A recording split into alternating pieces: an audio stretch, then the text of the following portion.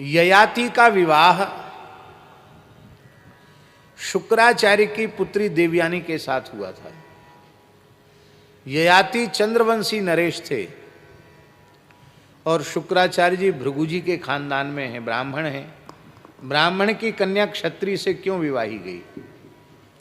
सांकर्य दो प्रकार का होता है, वर्ण संकरता दो प्रकार की होती है, एक अनुलोम सांकर्य और एक विलोम सांकर्य। अनुलोम सांकर्य में पिता उत्तम जाति का है और उसकी जो पत्नी है वो उससे हीन जाति की है। ये तो हुआ अनुलोम सांकर्य, अनुलोम वर्ण संकरता। विलोम में माता उच्च वर्ण की है और पिता उससे छोटे वर्ण का है, ये हुआ विलोम सांकर्य। सांकर्य सब प्रकार का निंदित है, किंतु अनुलोम सांकर्य से विलोम सांकर्य ज्यादा निंदित है। और ये आज की बात नहीं थी, ये सतयुग की बात थी।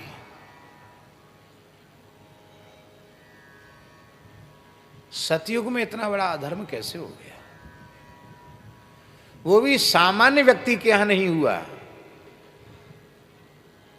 ययाति को महाराज जी ययाति रिव धार्मिका, ब्राह्मणों ने श्री परीक्षित जी का भविष्य कथन किया है, उनके गुणों का वर्णन किया है ज्योतिष शास्त्र के अनुसार। तो ब्राह्मणों ने कहा है युधिष्ठिर से, हे युधिष्ठिर, ये तुम्हारा कुल दीपक परीक्षित ययाति के समान धर्मात्मा होगा। ययाति परम धर्मनिष्ठ थे, धर्माचरण में उनकी बड़ी भारी श्रद्धा थी।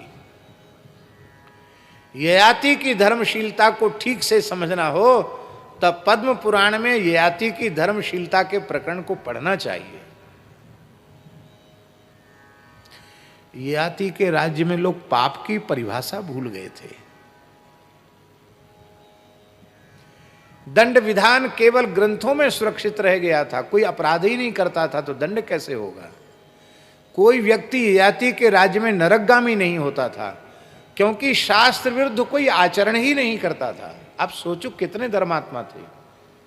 दशों दिशाओं से भगवान नाम की ध्वनि सुनाई पड़ती थी, इतना पवित्र वातावरण था ययाति के राज्य में। उन धर्मनिष्ठ ययाति ने ऐसा क्यों कर लिया? इसके पीछे लंबी कथा है महाभारत में, उसको हम बहुत संक्षेप से कह रहे हैं।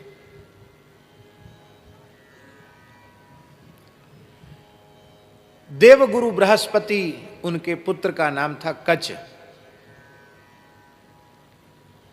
कच बड़े जितेंद्रिय थे, बड़े धर्मशील थे। एक बार देवताओं ने गुरुपुत्र कच के चरणों में जाकर प्रणाम किया और बड़ी दीन भाव से प्रार्थना की, हे गुरुपुत्र, हम देवताओं को तुम विपत्ति के समुद्र से उबार लो। कहा क्या बात है? बोले दैत्य गुरु शुक्राचार्य के पास मृत संजीवनी नामक विद्या है, जो भगवान मृत्युंजय की कृपा से उन्हें प्राप्त हुई है। वे मरे हुए दैत्यों को जीवित कर देते हैं और आसुरी शक्तियां सदा प्रबल बनी रहती हैं, दैवी शक्तियां वो बहुत नीचे जा रही हैं। हम लोग दैत्यों से विजय प्राप्त ही नहीं कर पा रहे हैं।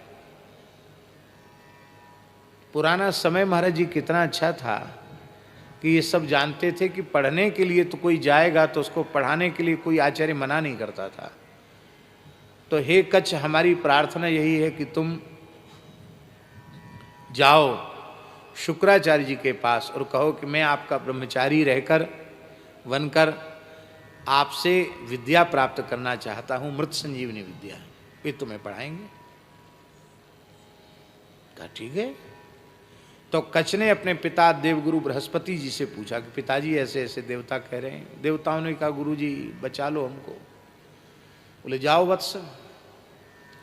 कच्छ गए शुक्राचार्य जी के पास, प्रणाम किया, समिधा कुशा लेकर के गए, अर्पित किया। बोले हम आपके ब्रह्मचारी बन करके और हम विद्या प्राप्त करना चाहते हैं। शुक्राचार्य ने कहा 1,000 वर्ष तक मनवाणी क्रिया से अखंड ब्रह्मचर्य का पालन करते हुए, अग्नि की, गुरु की और वेदों की उपासना करते हुए और गायों की उपासना करते हुए तुम मेरे निकट निवास करो। कितने वर्ष तक? 1,000 वर्ष तक इस नियमावली से। और उस 1,000 वर्ष में यदि तुम्हारे व्यवहार में, क्रियाकलाप में कोई भी त्रुटि हुई तो फिर तुमको निष्कासित कर दिया जाए, फिर विद्या नहीं दी जाएगी, तब तक रहो। और देखो एक बात और है, ये मेरी प्यारी पुत्री देवयानी मुझे प्राणों से अधिक प्रिय है। इसकी प्रसन्नता बनी रहेगी तो ही तुम्हें विद्या मिलेगी। ये नाराज होगी तो विद्या नहीं मिलेगी तुमको। इसको खुश रखना।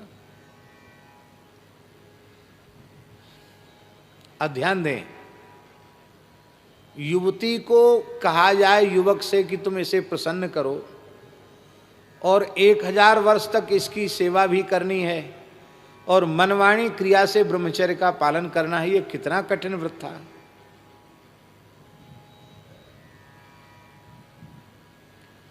पर धन्य है बृहस्पति के पुत्र ब्रह्मर्षि कच्छ को कि जिन्होंने 1,000 वर्ष का व्रत पूर्ण कर लिया। वे देवयानी को प्रसन्न करने के लिए नाचते गाते भी थे। वो कहती कि हमको फूलों का श्रृंगार बनाओ तो फूलों का श्रृंगार बनाते हैं। वो कहती नाच के दिखाओ तो नाचने लग जाते हैं। जो भी सेवा की बात कहती सारी सेवा करते हैं। 1,000 वर्ष में गुरुपुत्री देवयानी भी बड़ी प्रसन्न हो गई और गुरु महाराज भी प्रसन्न हो गए। बोले कच्छ तुम परम जितेंद्रिय हो, मैं प्रसन्न हूँ तुम्हारे संयम सदाचार ब्रह्मचर्य पालन से, सेवा से संतुष्ट हूँ। और देवयानी ने कहा पिताजी अब तो इसको मृत संजीवनी दे ही दीजिए। तो शुभ मुहूर्त में आचमन प्राणायाम पूर्वक महर्षि ने उन्हें मृत संजीवनी दे दी और कहा कि अभी तुम जा नहीं सकते हो, कुछ काल तुम्हें सेवा करनी है। ऐसा नहीं कि तुमको विद्या मिल गई तो तुम चले जाओ। जो आ गया गुरु, जब आप कहेंगे गुरु जी तभी जाएंगे। सेवा करने लगे।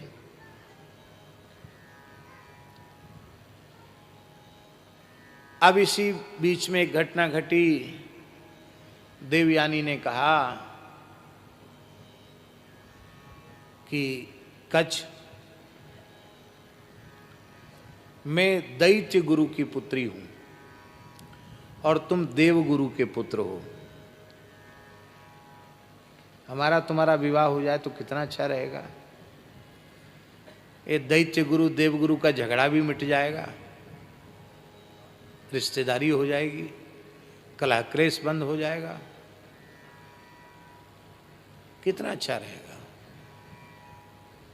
कच्छ ने बड़ी विनम्रता से कहा कि धर्मशास्त्र की आज्ञा है, गुरु पिता के तुल्य होता है और गुरु पुत्री बहन के समान होती। धर्मतया तुम मेरी बहन हो और धर्मनिष्ठ पुरुष जिस स्त्री की ओर एक बार भगिनी के भाव से देख ले, बहन के भाव से देख ले, उसके प्रति मन से भी दूषित भाव आने पर उसे नरकगामी होना पड़ता है।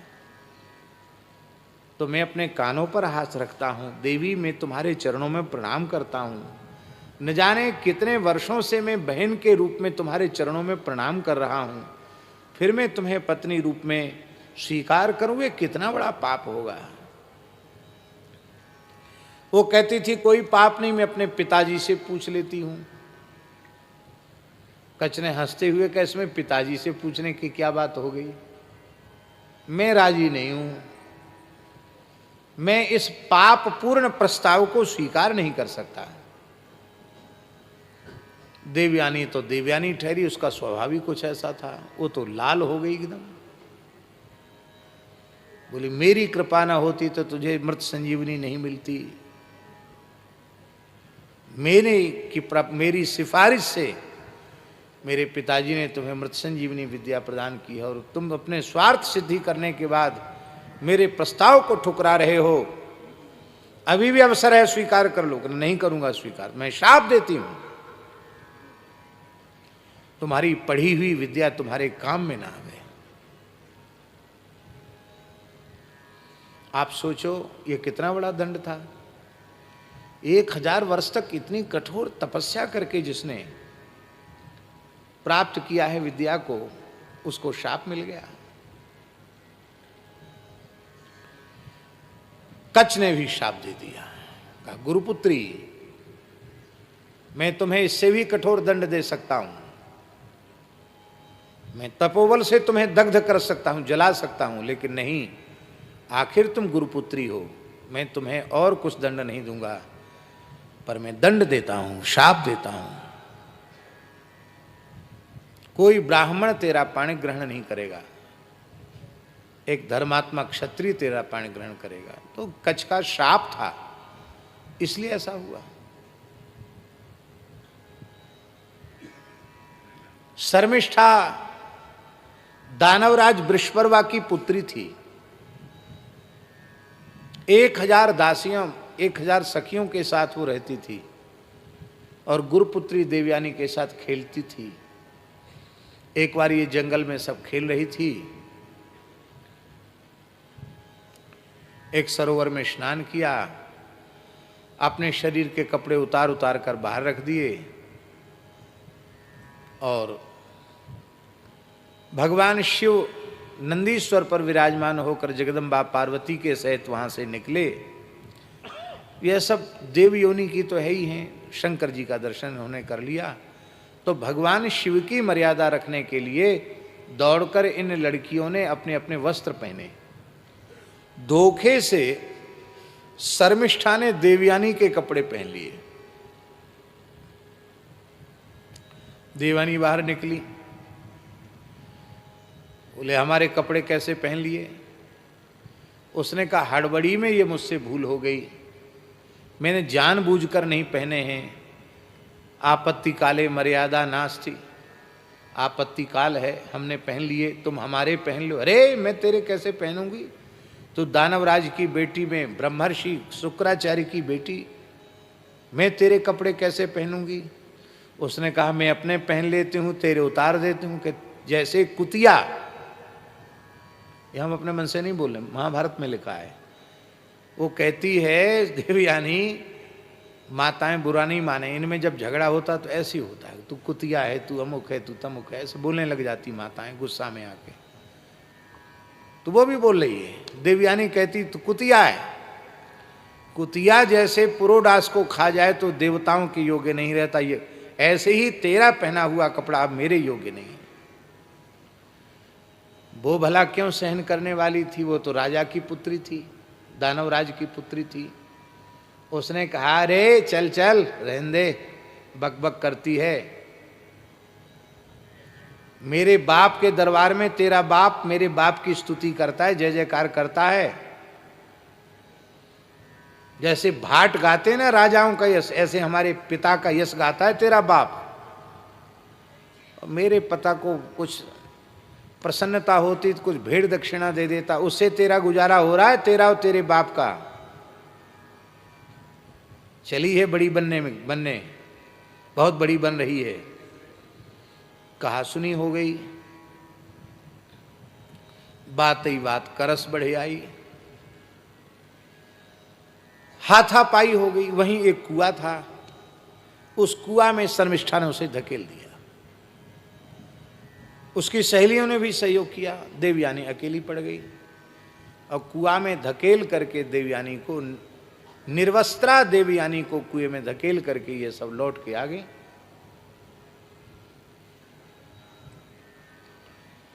देवयानी लौट के शुक्राचार्य के निकट नहीं पहुंची। इधर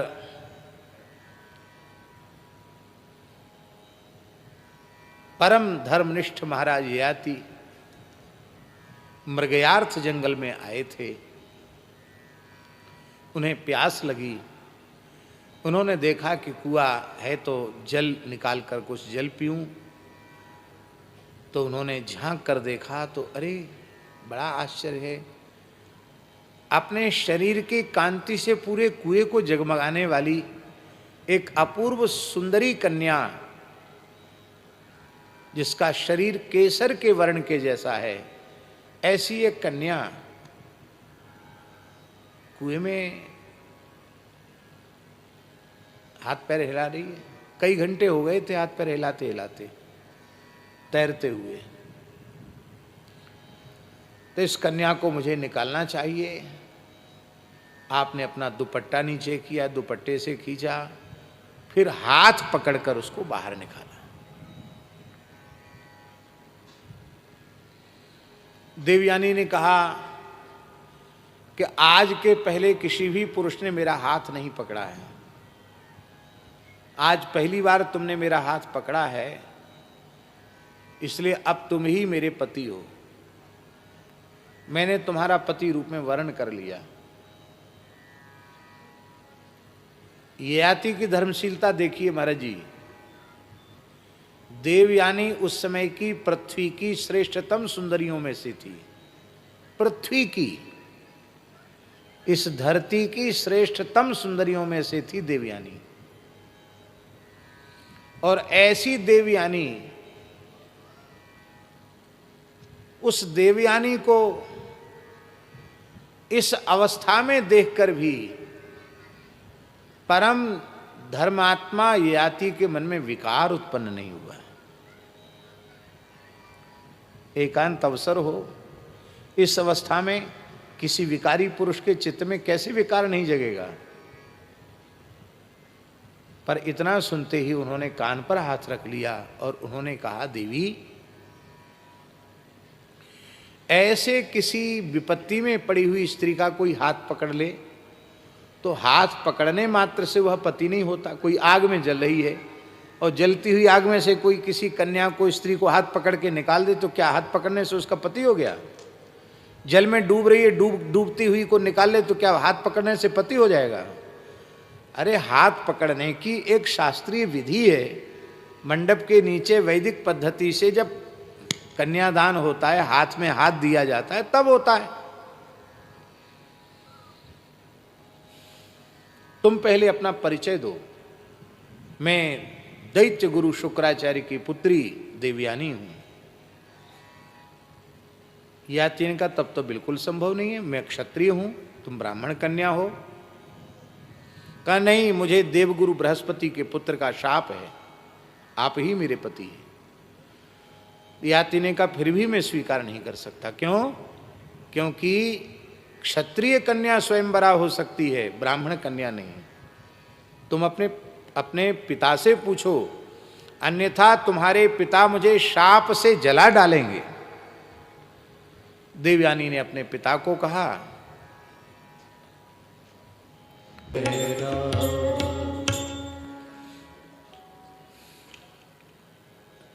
देवयानी ने अपने पिता शुक्राचार्य जी के पास जाकर सारी घटना सुनाई और रोते हुए कहा कि पहले तो ये आप बात बताइए, आप दैत्यों के गुरु हैं कि भाट, ये बताओ पहले। कहा, बेटी क्या बोलती है, मैं भाट नहीं हूं, मैं तो गुरु हूं। भाट और गुरु एक कैसे हो सकते हैं? नहीं नहीं पिताजी, आपको भूल हो रही है, आप गुरु नहीं हो। ये दैत्य आपको गुरु नहीं मानते, ये तो आपको भाट के रूप में ही देखते हैं। और दानवराज बृहस्पति की पुत्री शर्मिष्ठा ने, उसकी सखियों ने कहा है कि तुम भाट हो मेरे बाप के दरबार के।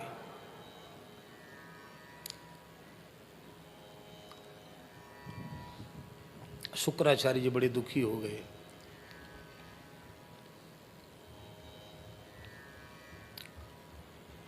उठा लिया अपना कमंडल, अपना मृगचर्म,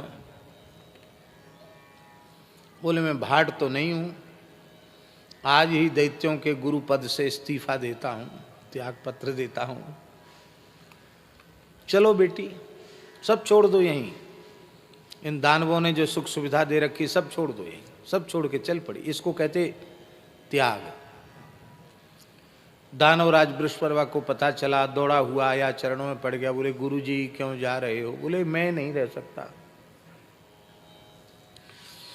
का बच्चों की लड़ाई है, बड़ों को इतना उसको गंभीरता से नहीं लेना चाहिए। बच्चे आपस में लड़ झगड़ लेते हैं, कोई बात नहीं है, आप हमारा त्याग न करें।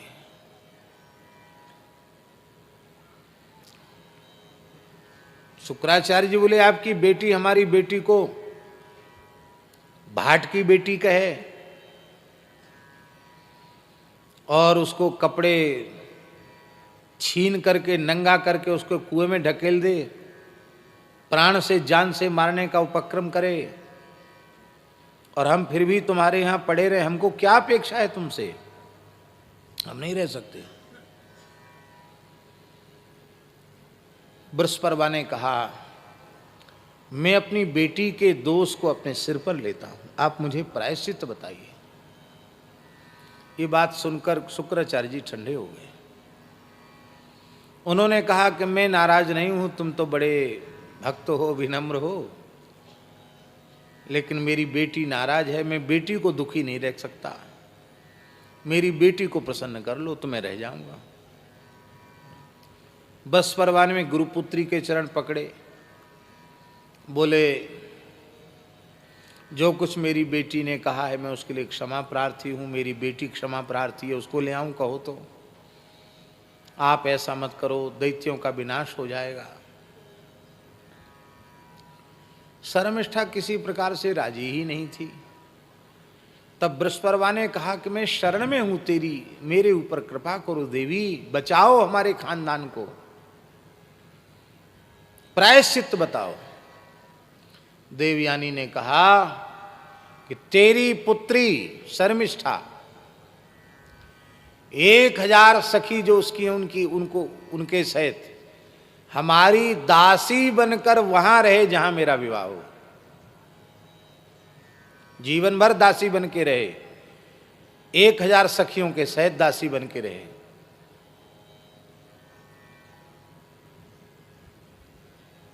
दानवराज बृहस्पति का मुख सूख गया। कमल लोचना पद्मगंधा परम सुंदरी अपनी बेटी शर्मिष्ठा को लिए मैं ऐसा कैसे कर सकता हूं? लेकिन धन्य है, शर्मिष्ठा बड़ी अद्भुत थी। शर्मिष्ठा ने अपने पिता को प्रणाम करके कहा, पिताजी, पुत्र अथवा पुत्री होते ही इसलिए हैं कि वह पिता माता को संकट में पड़ने पर शोक से उबार लेवें। यदि मैं आपको शोक से नहीं उबार सकती हूं तो मैं पुत्री कहलाने की अधिकारिणी नहीं हूं। मैं अपना प्राण देकर भी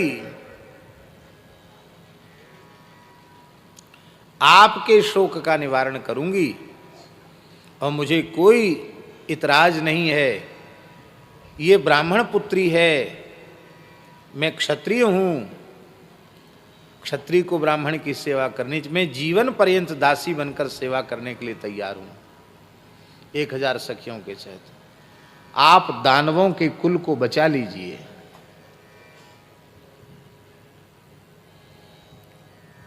देवयानी का विवाह याति के साथ हुआ और शर्मिष्ठा 1000 सखियों के साथ दासी बनकर के याति के यहां पहुंची। एक समय की बात है, देवयानी के 2 पुत्र हो चुके थे, यदु और तुर्वसु, और शर्मिष्ठा का तो विवाह ही नहीं हुआ था, उसके कोई पुत्र नहीं था।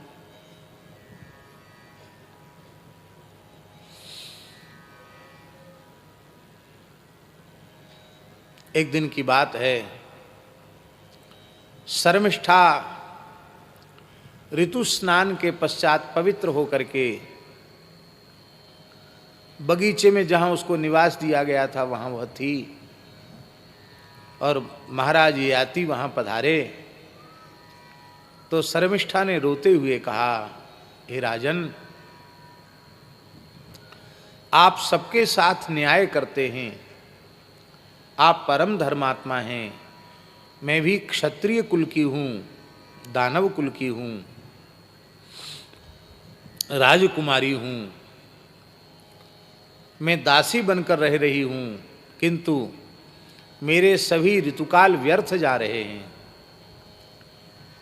क्षत्रिय कन्याएं और क्षत्रिय कुमार, उनको गांधर्व विधि के विवाह करने की शास्त्राज्ञा है। यदि आप इसे धर्म समझते हो तो मैं आपसे प्रार्थना कर रही हूँ, आप मुझे गांधर्व विधि से पत्नीत्वेन स्वीकार करें, जिससे मेरा ऋतुकाल व्यर्थ न जावे। दासी तो हमें जीवन भर बनकर रहना है, मैं रानी बनना नहीं चाहती, दासी ही रहूंगी, और आप स्वीकार करें क्योंकि मैं राजकुमारी हूं। याति ने विचार किया कि इसका प्रस्ताव सर्वथा धर्मानुकूल है। उन्होंने स्वीकार किया, गांधर्व विधि से विवाह किया, और समय समय पर वे वहां जाते थे। देवयानी के गर्भ से 3 पुत्र उत्पन्न हो गए।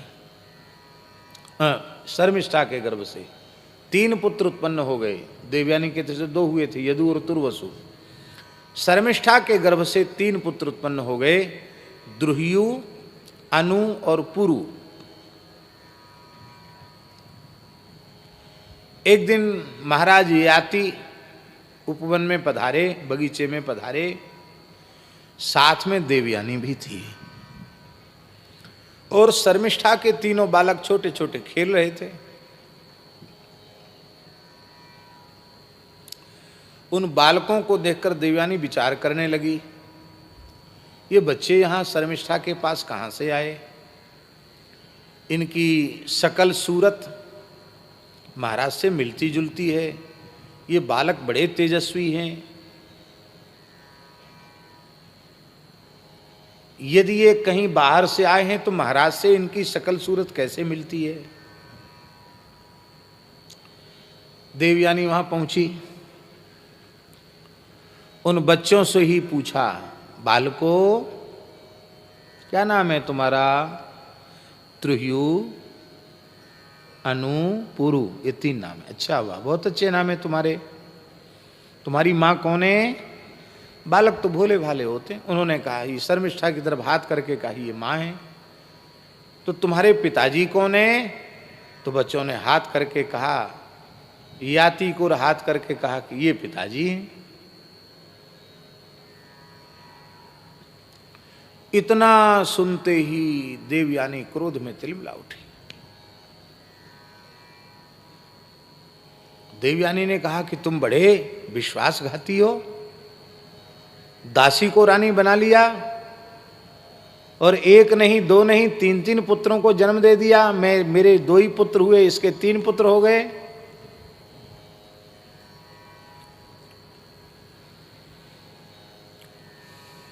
अब मैं नहीं रहूंगी तुम्हारे पास, मैं पिता के पास चली जाऊंगी।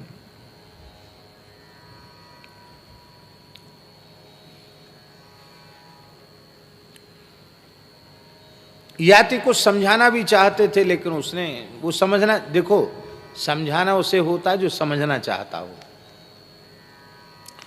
जो समझना ही नहीं चाहता, जिसने निश्चय कर लिया कि हमको समझना नहीं है, उसको क्यों समझाना? इसलिए महाराज जी, समझाना भी उसे ही चाहिए जो समझने की इच्छा रखता हो। इच्छा नहीं रखता हो तो फिर अपनी वाणी को व्यर्थ नहीं करना चाहिए। भैया तेरी जो इच्छा सो तू कर। याति समझ गए कि ये समझाने से भी समझने वाली नहीं है, पर हमें भय इस बात का नहीं है कि नाराज होके जा रही, इस बात का भय है इसके पिता शुक्राचार्य क्रुद्ध होकर कहीं मुझे और मेरी प्रजा को श्राप न दे दें। इसलिए वो पीछे पीछे देवयानी के हाथ जोड़े जोड़े पीछे पीछे चले गए।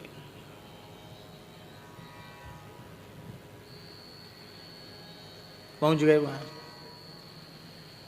इधर देवयानी पहुंच गई थी अपने पिता के पास, रोते हुए कहा कि मेरे भाग्य में तो पता नहीं क्या लिखा है, बचपन में ये घटना घटी और शर्मिष्ठा जो दासी थी वो महारानी बन गई वहाँ, उसके 3 लड़के हो गए, हमारे 2 ही लड़के हुए। पिता ने देखा बेटी बहुत फूट फूट कर रो रही है। शुक्राचार्य जी ने शाप दे दिया, जिस तेरे पति याति ने तेरे साथ छल किया है, विश्वासघात किया है, वो तत्काल वृद्ध हो जाए, उसकी युवावस्था ही नष्ट हो जाए। शुक्राचार्य के कहते ही याति वृद्ध हो गए, कमर झुक गई, दांत सब बाहर निकल गए, शरीर पर झुर्रियां पड़ गईं, बाल पक गए, लाठी पकड़नी पड़ी उनको चलने के लिए, इतने वृद्ध हो गए तत्काल। जो परम सुंदर थे वो ऐसी अवस्था में चले गए।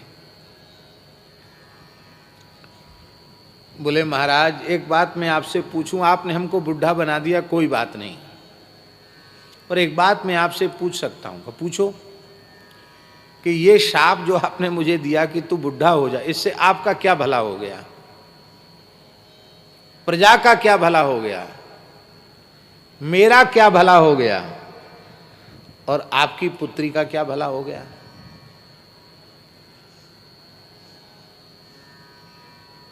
महर्षि बोले बात तो तुम सच्ची कह रहे हो, भला किसी का नहीं हुआ, बुरा ही बुरा हुआ। तुम्हारे जैसा धर्मात्मा राजा मिलना मुश्किल है। यथा राजा तथा प्रजा, तुम परम धर्मनिष्ठ हो, इसलिए तुम्हारी प्रजा में भी धर्म है, तुम बात सत्य कहते हो। लेकिन अब तो हमारे मुख से वाणी निकल चुकी है, अब उसका एक ही उपाय है कि तुम को हम यह अधिकार देते हैं कि तुम अपने पुत्रों में से किसी एक पुत्र से उसकी युवावस्था मांग लो और अपनी वृद्धावस्था उसे दे दो।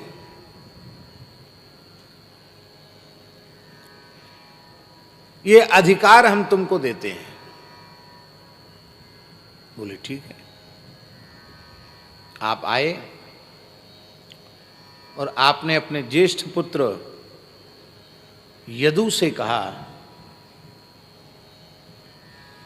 कि तुम अपनी युवावस्था मुझे दे दो और मेरी वृद्धावस्था ले लो, क्योंकि राजाओं के कुछ ऐसे धर्म हैं वेदादि शास्त्रों में जिनका उसे अवश्य पालन करना ही चाहिए, पर अभी उन यज्ञों का अनुष्ठान मेरे द्वारा हुआ नहीं है, उन वैदिक धर्मों का पालन मेरे द्वारा नहीं हुआ है जो मेरे द्वारा होने चाहिए थे, और इस जर्जर वृद्ध शरीर से उन धर्मों का पालन संभव नहीं है। दूसरी बात यह है कि हमारे मन में अभी भोगों से वैराग्य नहीं हुआ, तृप्ति नहीं हुई है। तो वैराग्य भी बिना वैराग्य के, और फिर वैराग्य का स्वांग रचना, इसमें अनिष्ट होता है। इसलिए वैराग्य उत्पन्न होवे भीतर से, उसका अवसर विवेकी पुरुष को अपने जीवन में देना चाहिए। मैं जंगल जा सकता हूं लेकिन मेरे भीतर अभी वैराग्य नहीं है। यदु ने कहा पिताजी ये बात हम आपकी नहीं मानेंगे।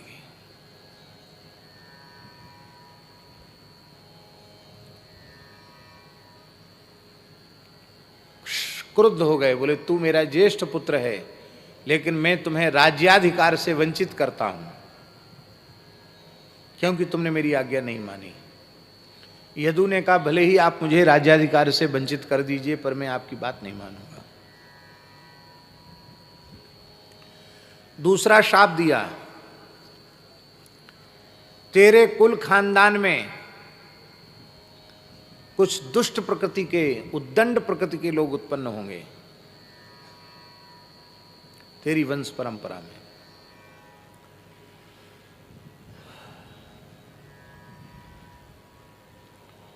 तुर्वसु को भी शाप दे दिया, आगे चल के तेरे वंश में म्लेच्छ उत्पन्न होने लग जाएंगे।